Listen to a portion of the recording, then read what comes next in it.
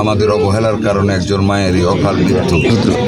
নিষ্পাপ শিশু যে তার মার চেহারাটা দেখতে পারে নাই, ডাক্তার অবহেলার কারণে যে ঘটনা ঘটেছে, আমরা চূড়ান্তভাবে এটা দেখব।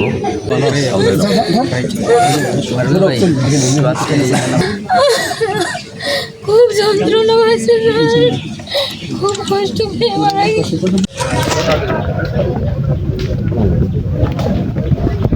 দেওয়া ছিল, বাচ্চাটা বারবার অক্সিজেন খুলে ফেলতেছিল, আর ওই তুলাটা মুখে দিয়ে দিচ্ছিল। এদিকে প্রচুর কষ্ট হচ্ছে, ভ্যান চালানো যাবে না। আমি আমার মার বিচার চাই, আমার মা ঠিক আছে, শাস্তি হয়।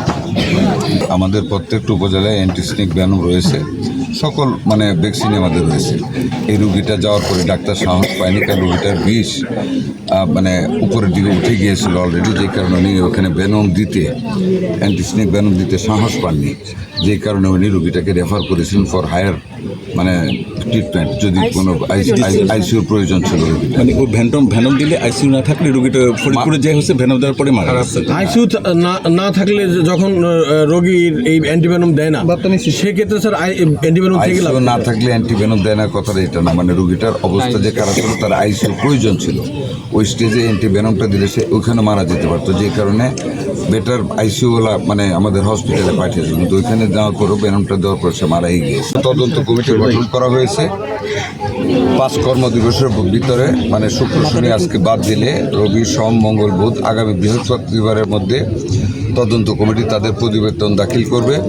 প্রতিবেদন দাখিল হওয়ার পর আমরা আমাদের সরকারি বিধি মোতাবেক দেশের প্রচলিত আইন অনুযায়ী যতটুকু কঠোরতম অবস্থা গ্রহণ করা যায় আমরা করব। এটা অত্যন্ত একটা বেদনাদায়ক ঘটনা।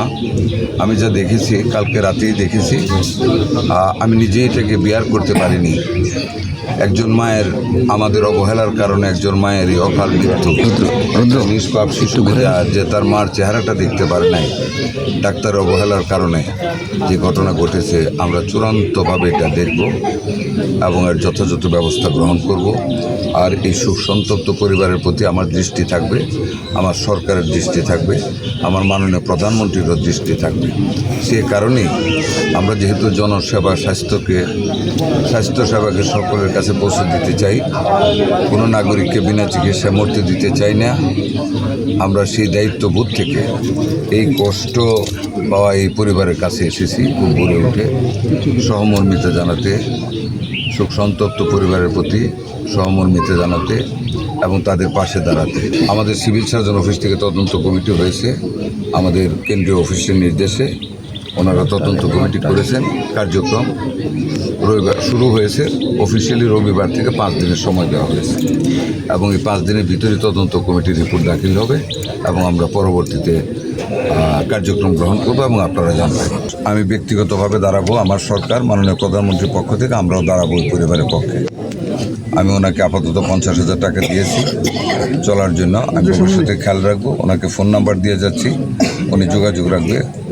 ওনার এই নিষ্পাপ শিশুটাকে ভরণ পোষণ করতে যা লাগবে, যা দরকার, আমি সরকারের পক্ষ থেকে সেটা দেখব।